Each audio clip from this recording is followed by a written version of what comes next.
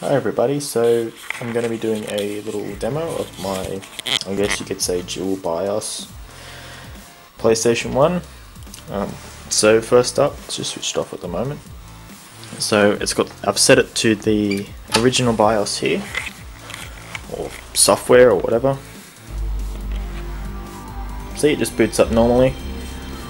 This console, I believe, is fitted with an MM3 chip, I think.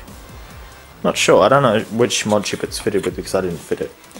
But yeah, works fine. So if we go back here, the way this dual BIOS works, I believe it works similar to the way FreeMic boot works, or FreeMC boot for the PlayStation 2, where it isn't actually replacing the entire software completely, it sort of hacks its way into it. So now I've got it set here. Give you a quick look at what it does. So it turns on.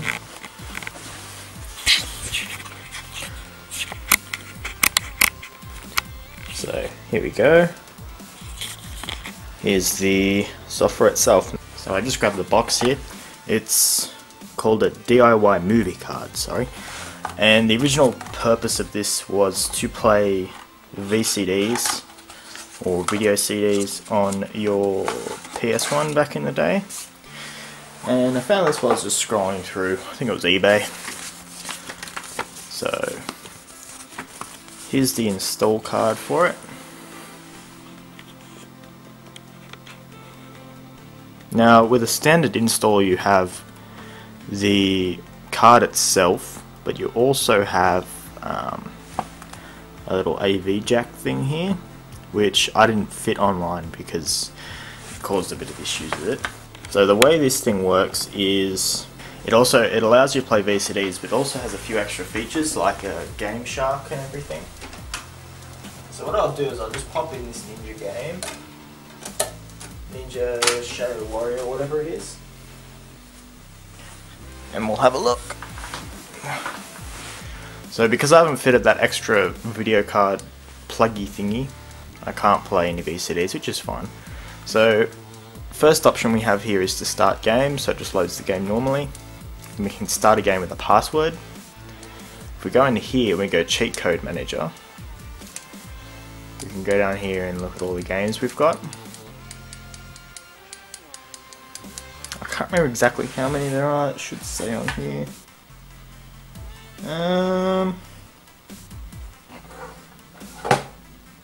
No, it doesn't. We've got Crash Bandicoot, Descent. Let's see if it's in here.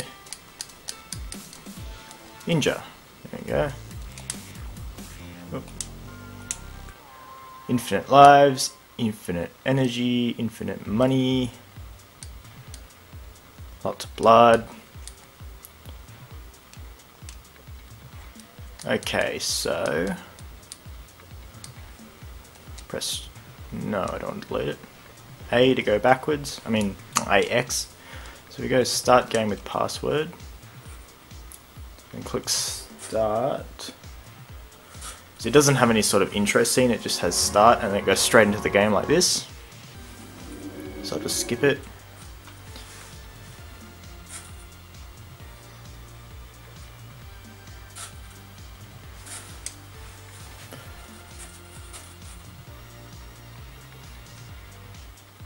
Loading up the game. You can also change your video mode and everything, the actual system's video mode, so you can do extra things with it. So I think if I go display, it comes up as PAL because the game is PAL.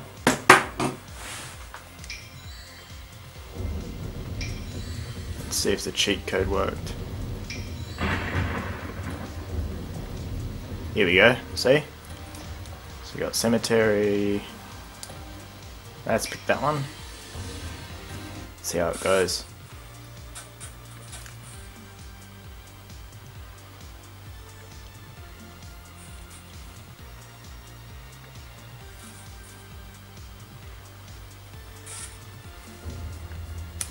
As you can see, I got infinite money up here in the top. Infinite everything.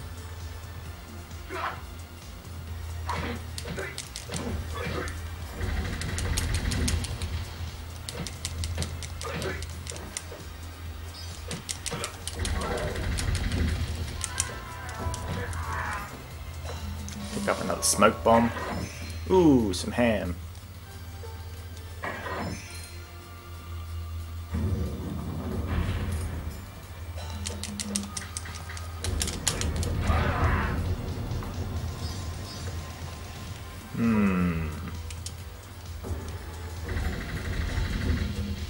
That's pretty handy, so it's like a built-in GameShark, pretty much.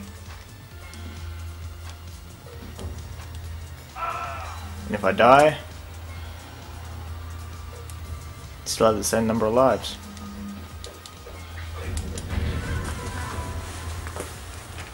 So if I just restart the system, it goes back to this screen. And here's another cool thing, you got Memory Card Manager. I haven't got one plugged in at the moment. And we have Cd-Rom Manager, which is pretty cool. So we have the entire file directory, so go back. Let's see. So this is one of the videos. Gives you a little timer up the top and everything. Pretty handy for some stuff. Press A to go backwards. You can just play the audio from the file. Or we've got this one. Whatever this one is. Okay, so this is the intro.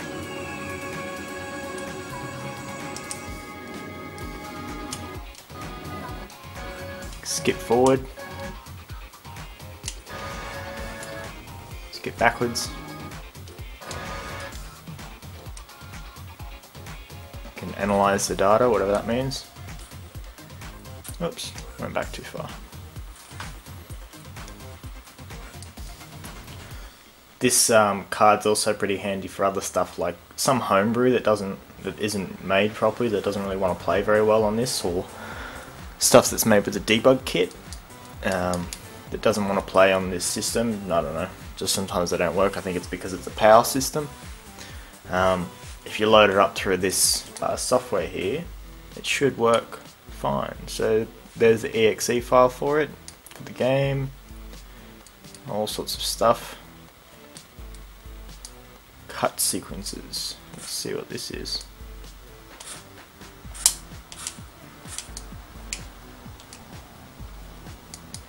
So this is just WAD files, WAD files, what do you want to call them? I can't really do much with them. But it can play stuff like video files, pictures and things like that. Can't support this file format either. It even gives you the date it was all made, which is pretty cool. 1998. And now I'll just show you how it's installed. Or how I've installed it anyway. So here's how I've installed it. I've done a little bit differently to the way it was done in the little guide you get. So as well. So here's the switch I've installed to turn it on and off. By default it's just always on. Like I've seen cards like this before that plug into the parallel port, or is it the serial port? Either one. They plug into this port that's usually here on a lot of other systems, but on this one it doesn't have it, and it's all meant to be internal, and basically your sole purpose for this is if you want to play video CDs. So I'll start off with the power to it. So it comes with this little, I guess you could say sort of like a interconnect here, and it just splits off your power from your power supply going to this board here and then into there. It had a little through hole connector here which just took up way too much space. This is designed to be universal, and it's designed around an earlier model of this motherboard where it had a bit more headroom here. So the chip it uses is a WinBond. I don't know, you can look up that. It's all the way through here. It's all WinBond stuff. Got a little transistor. We've got a regulator here. It's a 7805, so it's a 5 volt regulator. Then we've got our dual inline pin header on a 90-degree angle, and it goes to this little ribbon cable here which folds down like that, and there is a clip here that clips over your BIOS or whatever they call it for this system. The way I believe it works similar to the way FreeMC boot works with the PlayStation 2, where it doesn't actually replace the OS or the browser or whatever you want to call it. It doesn't replace the BIOS completely, it sort of hacks its way into it. And I believe that's how this one works. So this board here is probably filled with lots of copyrighted Sony code that Chinese hackers decided they'd steal.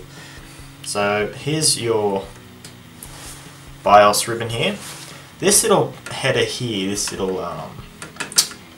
flex header here, that normally goes to a...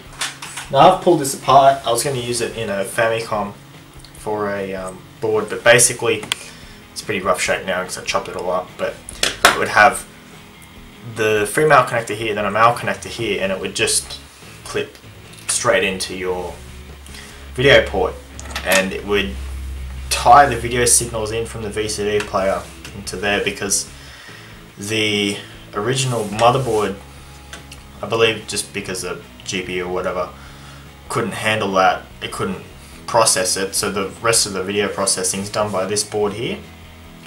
So yeah, that's why I used that, but I took it off because it was hanging off the edge. Like, I could tie it in to this port anyway, just solder it straight into the board, but I have no reason to play VCDs on this system. But apart from that, so that's where that goes. And then you've got these 3 wires here. Now it doesn't have any explanation of what they actually do, but I believe, see what I've done here is I've got this purple wire and I've attached it to the switch. Normally this purple wire would go up in here underneath, sorry, the mod chip's in the way, but I've put another wire there, so normally this purple wire goes there. And I found if you switching this purple wire can turn this whole thing on and off. Bus control like a relay in it somewhere.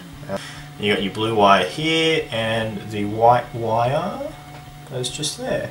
Yeah, as I said, it looks like it just hacks its way into the original software on the system. Now with the codes, I believe they're just GameShark codes, so you could just go into a website wherever. I've never used GameShark stuff before, but you could go on there and just type in your codes and they should work fine. That's how the mod's installed. I've modified it slightly, as you can see, so works pretty well.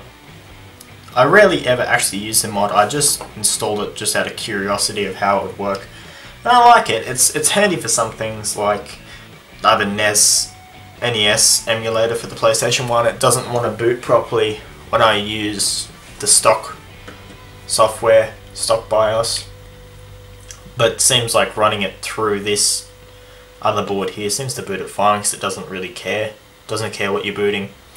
Also, I believe even without a mod chip you can boot backups with this chip here. If I can find it again on eBay, they're brand new, they're new old stock. There's a seller in the UK that sells them. I think they're Ninja Castle or something, that's their name. If I can find out if they're still up somewhere, I'll put a link to them. They're about, I think they're about $20 posted for the board, which is nice and cheap. It's cheaper than what most people charge just for a mod chip, and it's a pretty interesting install.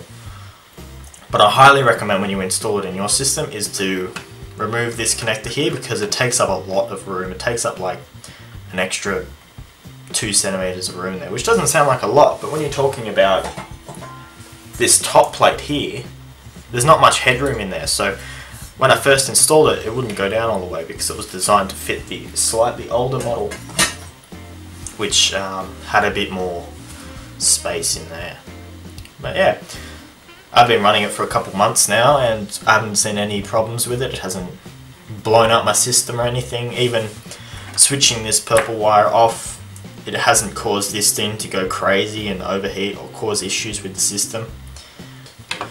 I moved across the state, this has been knocked around inside a box, and this hasn't come loose at all. It's held down with little clips inside there, as well as just mechanical retention from these clips, and also just pressure from the top mounted cover there. So that's enough rambling for me.